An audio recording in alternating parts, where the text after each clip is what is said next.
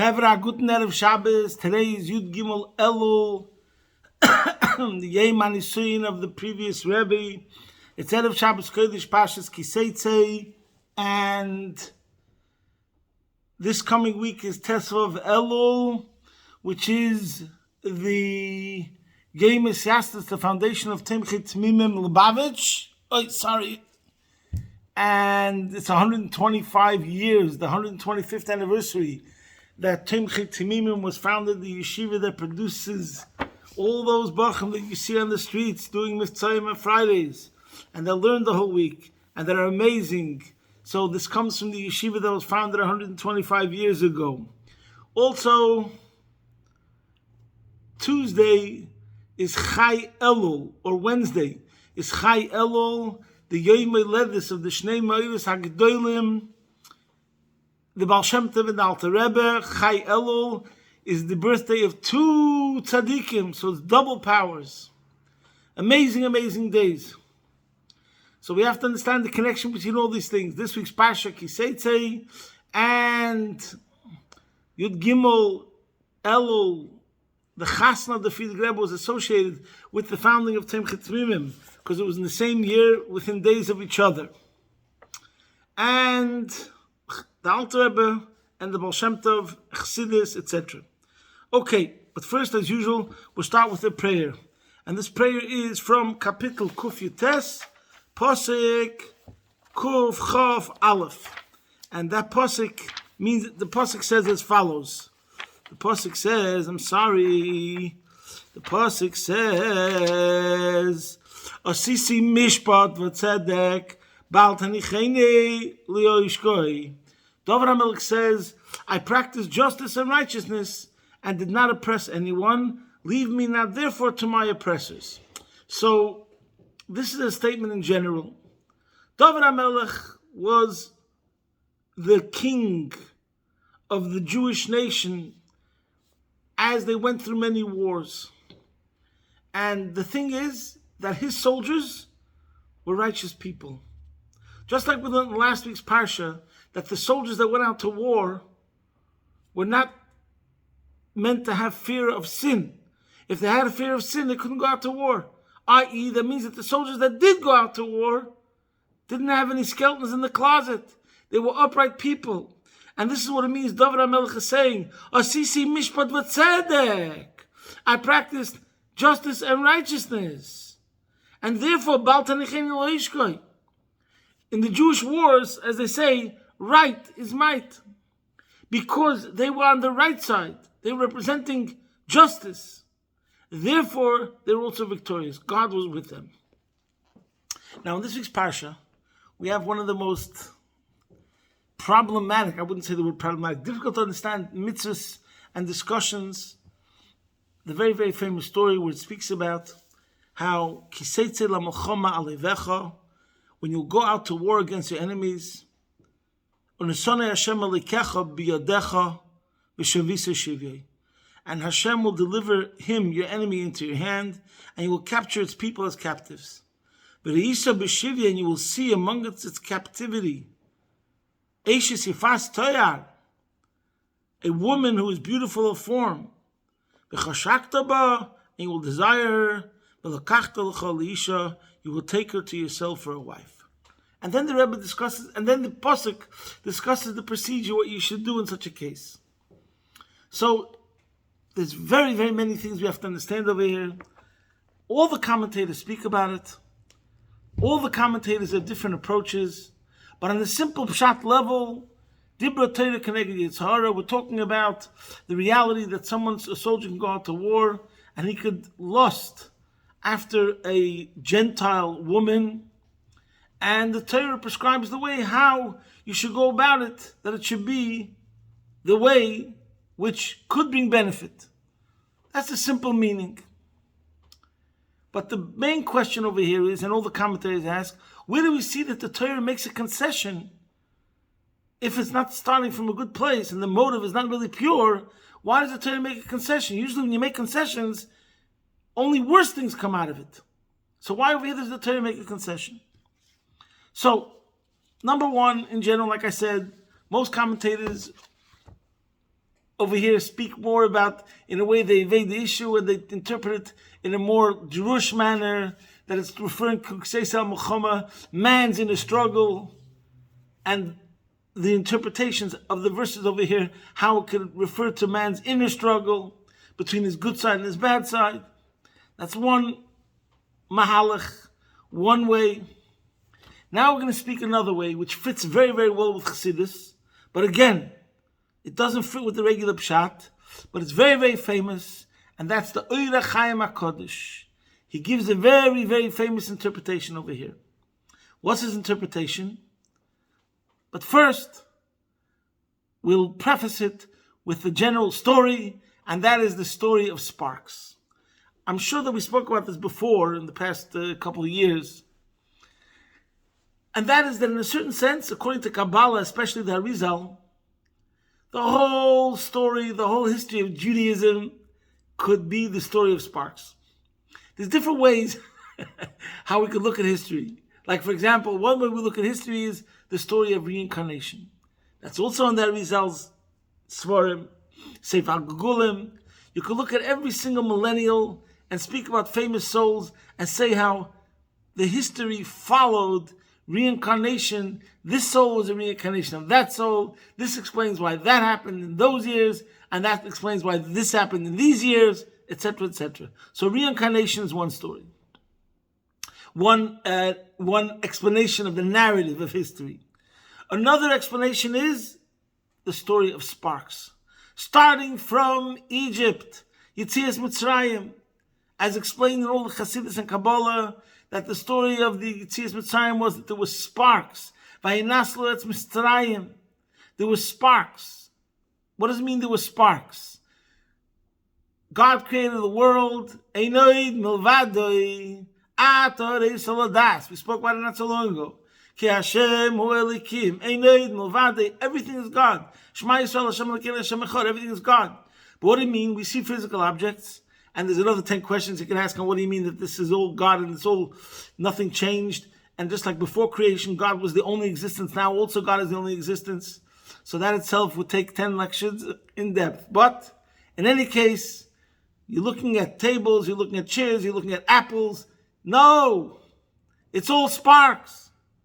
Just like if somebody told you now, you think that the world is a table and chairs and walls and glass and plastic and iron and wood. No.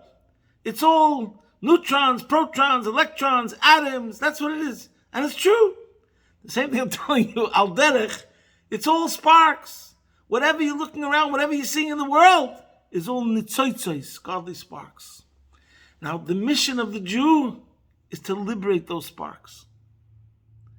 Now, another point, every Jew, this is very key over here, because this explains many things in the personal history. There's the global history, and there's the local and personal history. The global history, there's the Golus Edom, Golus Bavel, Babylonia, why Jews have to live in Spain, why they live in England, and they get expelled from England. It's all about sparks. The Jewish mission is to elevate all the sparks throughout the entire world. That's why your flight gets delayed. But 1 minute, now let's talk about personal. So you have a soul, and there's the DNA of your soul, and encoded in the DNA of your soul are the sparks that are your sparks that you have to elevate. That's how Chassidus explains the concept of Hasagas Gvul, how one Jew is not allowed to encroach and make competition. If you have a store that's a bakery on this block, another Jew is not allowed to open up another bakery because your shlichus, your mission, your personal mission on this planet Earth was that on this and this street, on 55th Street, your soul has sparks that has to be elevated. And it's yours. No one else's. It's not anyone else's. And therefore, to get in the way of that is disrupting the whole cosmic order of things, etc., etc. So now, that's on a personal level. So again, This fits with something we spoke many times. Torah Tzivulon Moshe Merosha Kilas Yankov. On the one hand, we say that the Torah is a Merosha Kilas Yankov to everyone, but then we also say V'seichel Keinu B'Seichel Seichel. This is my part that I have to uncover, that I have to discover. The same thing with mitzvahs. We spoke about these things many times. That the Alter Rebbe discusses in the Ger HaKodesh, where someone asks somebody else, which mitzvah was your father especially careful? And according to Chassidus, the word Zohar means which mitzvah did his soul shine through? Which mitzvah was his private pathway to God? Because every soul has their particular DNA, which is connected to their particular sparks, their particular part in Torah, and their particular mitzvah, which is especially related to them. So now we have, in a certain sense, the story of Jewish history and your history. The reason why you live in Casablanca, in Peru, in Afghanistan, in Pakistan, wherever you live, is because there are sparks over there that are related to your mission in life. Your entire mission in life is connected to where you're at this very moment. And therefore you have the children you have, and therefore you have the person you married, and therefore you live in this address, etc., etc., etc. And therefore, by the way, one person went out with one girl and he got engaged to that girl. Mazel tov, that's your wife. Someone else had to go out with 10 girls, a man, a bacher, and then he got married because for some reason his soul had to interact with those souls. There was something that each one had to give and take. And it was written in the DNA of your soul, of your mission on this planet Earth. And so on and so forth. Everything going on in your life is going to be connected to these sparks. Think about it. Like I said, your plane got delayed. It went to St. Louis. It went to here. You thought, why? What am I doing in Chicago? I didn't plan on going to Chicago. Things happen. It's because you were meant to go there and be there and to elevate sparks that are over there. Get busy. Say a pasuk. Do something over there. Because there's something there that was written and waiting for you from the beginning of time that only you are meant to accomplish. Okay. Now comes the Orach Chaim. Says, he says, the soldier. It's now a story. What's really going on over here is on two levels. Number one, that woman is a non-Jew that is longing for a higher spiritual level. There's a spark in her that's pushing her to convert. She doesn't even know it yet, possibly. But it's there. This Jewish soldier has such a sensitive soul. What's really going on over here is that he was able to recognize that longing in that person, in that beautiful woman that wants to now, that spark, that wants to flourish, that wants to blossom, that until now was stifled and held back.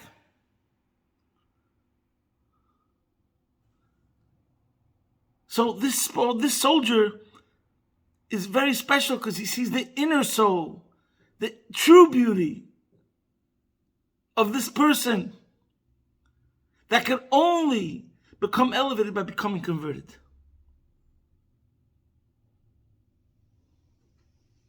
And this is how the Orach Chaim, by the way, I forgot to mention, he asks a very big question, a klotz kasha. He says that we see that usually when it came to the wars, that Hashem performed miracles, as we know even in modern times, with all the wars of Israel. The 6-day war is just inexplicable, beyond. And the Rebbe said the Yom Kippur was even greater miracles because it started off in a negative way, and then it was about face. So if the soldiers, number one, we said already from last week's Pasha, that the soldiers didn't have anything to fear of sin. And number two, if they witnessed open miracles from God through the war, that the Eibishter gave them the victory, how could they fall to do sin and to have such lust just because of a beautiful woman? It seems to be contradictory that these soldiers who were free from sin and now actually witnessed miracles of God should have such a desire. If we're going to learn that it's just a simple negative thing. So therefore the Orach Chaim says what I said before, that really we're talking about, it's about sparks. There's this spark that's in this woman that longs to be tapped into, to be able to blossom and to flourish. And it's this soldier that recognizes this spark in this woman. So it's actually going to bring the woman closer to God. It's for Hashem. And it's going to bring the soldier also to a greater level, obviously, because he's doing such a good thing. That's the way the Orach Chaim learns Pshat. And the truth is, it fits amazing. This is the connection to Chayel.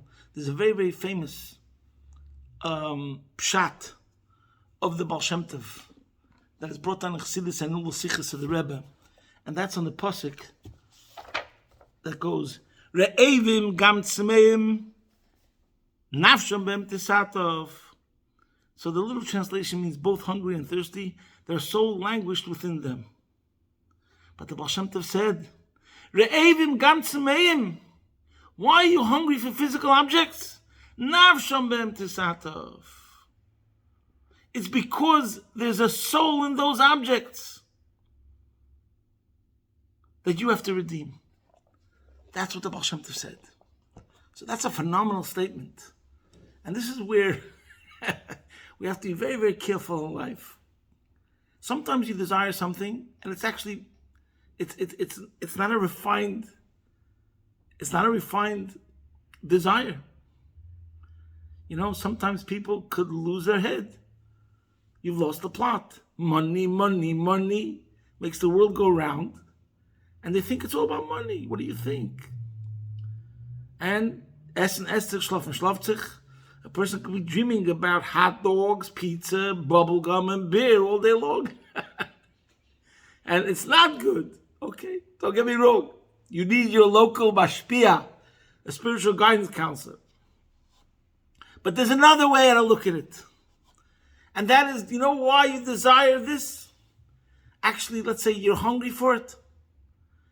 Really, you're hungry for it because you think you're hungry for this right now. But the real reason you're hungry for this right now is because it's part of your mission in life. From the beginning of all time, in the highest levels of Machshava Kduma Da'ak, your mission in life was to elevate this piece of watermelon. There's sparks in that watermelon. You're hungry for an apple. You're hungry for dollars also because there's sparks in the dollars. Could be. And therefore you have to be very careful. My purpose here is not to give you a license to lose your head. My purpose here is to show that according to Chassidus, everything is about the sparks. Everything is about the sparks. And therefore that pshat of the Baal Shem Tov, Nafsham Bem Tesatev, Re'evim Gam Tzmeim, is the exact l'chayra similar interpretation of the Orach Chaim on this pasuk of the story of the Eishes Yifas Torah. Now, what does it mean for us? What are the relevance? On a personal level, like I said, I think the main relevance on a personal level is how you need a good mashpia, you need a good spiritual guidance counselor, a rabbi, to consult, because man is biased to his own desires, and whatever. You could convince yourself of doing the worst things, and you thought that it was a good idea, and you thought that it was coming from your good side. Sorry, it's not on. So I'm telling you clearly here now, go speak to your guidance counselor, your spiritual coach, your Rav, your Mashpia, about these things. But now let's talk about the bigger picture. Number one, we said that today's Yud Gimel Nissen connected, the Rebbe Friedrich Rebbe, his wedding was connected to the Isas of Tomchei Temimim. Tomchei Temimim, the Rebbe Rashab said that the purpose of Tomchei Temimim was Kol HaYetzel B'Chemes Beis David. The purpose of Tomchei Temimim was to create soldiers that are going to go out into the world and fight the Mashiach wars. To fight the Mashiach wars, you have to elevate the world. There's nothing to talk about. As we say, l'saken olam b'malchus Shaddai, to make a dira b'tachtoinim. So here also, it's dangerous territory. It's hostile territory. You're going into the tachtoinim. You could say a yeshiva bacher is pure and innocent. He should only learn Torah. Why is the Rebbe Rashab saying that the whole purpose of the yeshiva was Melchamas Beis David? Because those were the ones, the children, those Tamimim themselves are the ones that during the Stalin years of Russia kept up Judaism. The students today of Time are the ones who are the shluchim all over the world, wherever it is, in France, in England, in Australia, Pakistan, Afghanistan, Russia, Ukraine, who are fighting the spiritual wars to bring Mashiach, to make the world a better place. But the thing is, you have to remember, you're in a danger zone, and the messenger who always never forgets the message is the one who's going to be successful. I'm only there, it's a mission of extraction. I'm rescuing sparks. I have to have this in mind the whole time. And then you'll be successful. So that's the connection to Tetzvah Velu. The connection to Chayil we said already. And now I want to take the relevance about how we look at the world. We know from the Rebbe always, whether it was people that were studying in college, Dr. Hanoka, Dr. Rabbi Yitzchak Block, whether it was Jonathan Sachs, whether it was Professor Velvel Green, when it was coming to studying science. The Rebbe's approach was always engagement. I need you in that world. I need you to elevate sparks of that world. I need you to be the person there in that world of academia, of philosophy, of science, of medicine, whatever it is, and to rescue sparks over there, not separate ourselves from it. I need you to go there into the Eishes Yefas Torah, into the Gentile, alien, foreign environment, and rescue the sparks, always the same way, every single time. And the same thing in general. How did the Rebbe look at the hippies? How did the Rebbe look at the whole counterculture? That the youth are looking for something. They're searching for truth. So it manifests itself externally that they're anti-establishment. But really, they're exposing the falsehood of the world at large. Similar to the idea of fake news. So the fact that they can expose the world, that it's fake news, that's good. Things that are fake should be exposed to be fake. But that doesn't mean you reach the truth. We have to reach the truth. So now we, the spiritual leaders, have to go into the hippies and now tap into that yearning, strip it down, distill it to the essential yearning. They're yearning, they're longing, they're searching for truth, for meaning, for purpose. Show them something that's purposeful. And then they'll latch onto it. And you could say that this is really the explanation to the whole Baal Tshuva movement of the late 60s and early 70s, mid 60s and early 70s, where the gurus were very popular and big time famous celebrities and people fell into the thrall of these gurus. It's because people were longing for something deep, for something meaningful, etc. Now, the same thing happened. I don't want to elaborate. There was the call of the shofar a couple of years ago, some movement that attracted many people. And the rabbis said very well that really we should call it the call of the void. There was a void. Rabbi Yoel said this. Mezucht. People were searching, but they fell for the wrong thing.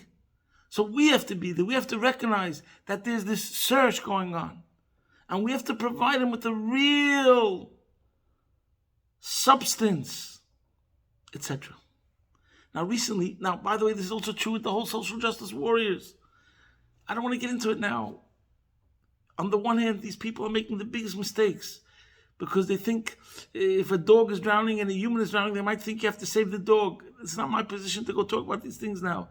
And stories that happen even in Australia about trees and fires, don't ask. So the social justice warriors are misguided. And therefore, what it means is it goes in the wrong direction. And they like to say that Judaism is about the Sakanel Malchus Shaddai. They don't realize that we're doing it through Torah and mitzvahs.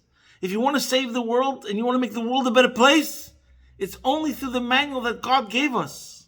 And we see how human intellect alone sometimes can make the biggest mistakes. And it's in the name of social justice. And it's the name of sensitivity. And it's the name of progress. Meanwhile, it's becoming more and more ridiculous, etc., etc. But really, now let's look at the kernel of the thing. It's good. We have to make sure it's channeled in the right way. Now, just now, as we speak, there's something that inspired me so greatly. In Israel, there's a political party. It's called Tzeirim Boyarim, Youth on Fire. It's just in the last month. And who is heading this political party? Some girl, 20 years old. So just the name, Tzeirim Boyarim, is so inspirational. Youth on Fire. They're sick of corrupt politicians. They're sick of people that have agendas. They're sick of all things that have been going wrong with different forms of government. And that's good. Now, do they really have a plan? I don't think so. And if the world was run by 20-year-olds, would it be good? I don't think so either.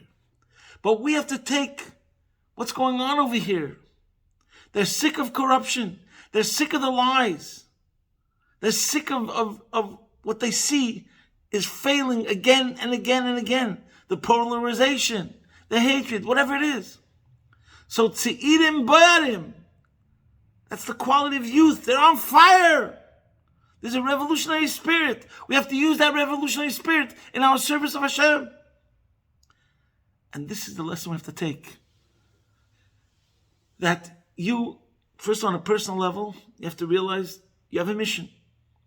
Speak to your rabbi to know exactly the parameters of your mission. We all have a mission. We all have a mission of extraction to make the world a better place. And also, we have a mission to recognize that things that are going on around us, when we see by other people, many, many times, it's coming deep, deep down. They might not even know about it, but it could be coming from the nefesh halikis, the godly soul.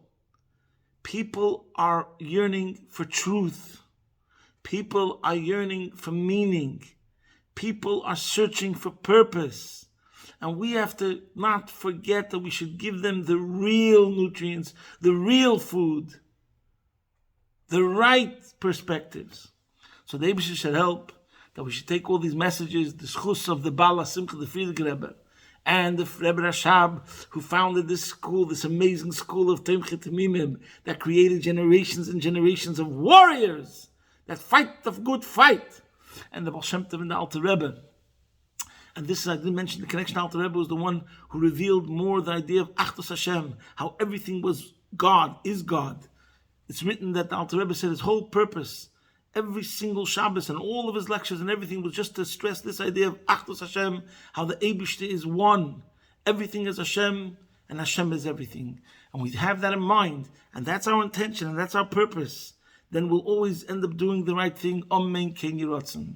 So we should do our part, and the Eibusher will bring the Gula Mitzvah Shleima, taking that Mamish, Ksivach Simateva, Lashon Tevim Sukkah, Good Shabbos, posting from my home, Be'ez Shem Yisborech, your man in Melbourne.